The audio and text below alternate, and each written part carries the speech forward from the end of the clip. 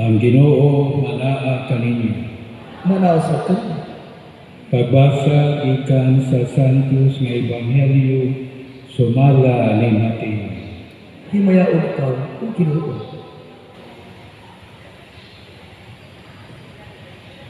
Si Jesus mingon sa iyang mga tinungan, kaya ka mapaghukom sa uban, aron dili ka mohukman sa Dios.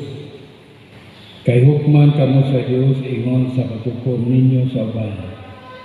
Ug suklon kamo niya sa samang sukdanan nga inyong gigamit sa uban.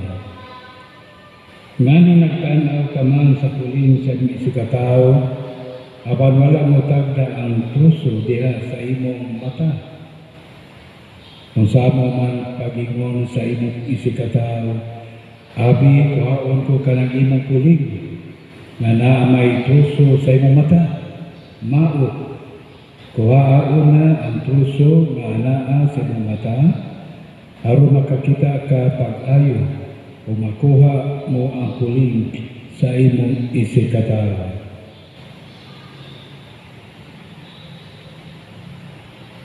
Mga igsuon, mao kini ang Ebanghelyo sa Ginoo. Daygon ikaw ang Kristo.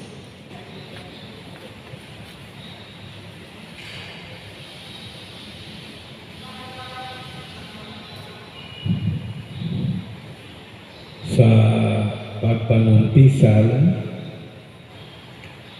sa dili pa mo muduol sa pari,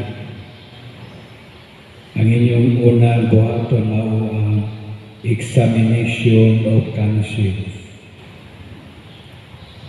Busa imong susihon ang imong kaugalingon, imong tanawon imong kaugalingon, unsa may akong gikumpisal, unsa man mga sala nga akong nabuhat, aron nga inidoon nimo sa pari ang kanang yung mga sala nga imong nabuhat, mao imong ikumpisal. Daghang mga tao nga namumpisan, pero ang ilang ikumpisal dili ang ilang sala. Ang sala sa ilang bana, sala sa ilang mga anak, sala sa ilang mga silingan. Mao na nga pakgamon ako sila. Ang imong sala, mao imong ikumpisal. Mao na nga dinhi karon sa Ebanghelyo, warning ni sa atong Ginoo katong mga kusog kayo manghusga og tao, katubang mga judgmental, kana bang kusog kayo manaway ba sasayon sa uban. Pero ang natong naunaon nga kanang imong isulti ngadto nimo sa uban, imong papanaway ang ilang mga sayop, projection diana sa atong kaugalingon. Naata na, atuan na siya, pero ato lang ipahid sa uban. Atuan na siya. Mga dautan nga itong ibuhat, pero ato lang nga i-project, atong kanabang ilapay nato sa bang tao, atong ipasangil nila. Mao na ang warning sa Ginoo, kuwao na ang truso nga naa sa ibang mga mata. Una ka pa, makasulti o makalimpyo sa mata sa uban. Lalipan niya ng kulong truso, pasapot niya na kani hyperbole man ipakasultian. Kana truso-truso ka na sa mata, dili baya. Pero hyperbole ni siya pagkasulti sa Ginoo nga mas salawayon ka pa. Mas dako pa ang imong sala nga imong nabuhat. Mao na nga susiha una ang imong kaugalingon. Tanaw itong kaugalingon.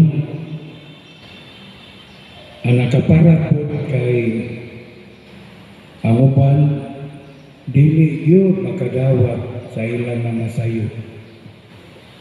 Ang uban dili ko dawat, tuo sila, na sila maayong tao, maayong laki sila, maayo sila binuhatan. Ingunahan kaya ubang nga tao, dili makadawa. Kangilang tanaw sa ubang, mga dautan kayo. Mga dautan ang ubang mga tao. Busa ang iyang pananaw sa ubang mga tao, distorted. Busa ang nato nga pamalandungan nga sa dili pa ka mahukom sa uban ba tanawon ang atong kagalingon, susihon atong kagalingon kung angayan ba ta,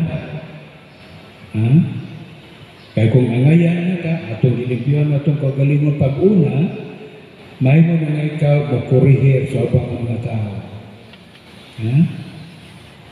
may makurihir nila. Importante nga ang change mag-usap kanimo gikan gyud nimo mismo, ikaw gyud mismo. Kaya mga tao na makakita makaingon sa sila na siya nag-usap magani, ako po makahimo po ko ani. Kusay na ito tamang iksuon pagtulunan ni sa itong Ginoo. Warning ni nato mga usog kayo manaway. Kanang aturong gitawag o maritis. Maritis ubaba kanagaan na noon. Kuyaw ka ng mga maritis ubaba kay pataka lang tabi. Kasi na ito tamang iksun, unahaw na ito, paglimpyo ang atong kagalingan.